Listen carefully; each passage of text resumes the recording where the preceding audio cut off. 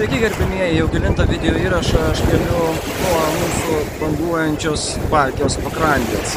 Vidurvasaris Liepos mėnesis ir atrodytų mes kiekvienas galėtume mėgautis atostogomis, ramiomis akimirkomis, tačiau to padaryti negalime, nes vos už kelių šimtų kilometrų nuo mūsų vyksta karas. Ir ko gero kiekvienas iš mūsų galime savo užduoti klausimą arba esame į savo uždavę, kas nutiktų, jeigu tas karas ateitų į mūsų žemę. Penktoji mano knyga ir pirmoji grožinės literatūros knyga, tai yra kūrinys, romanas Diena, kai jie ateis. Jame keliu būtent šiuos klausimus, į kuriuos ko gero mes neturime atsakymų, tačiau jeigu jūs norite juos sužinoti, paskaitykite knygą.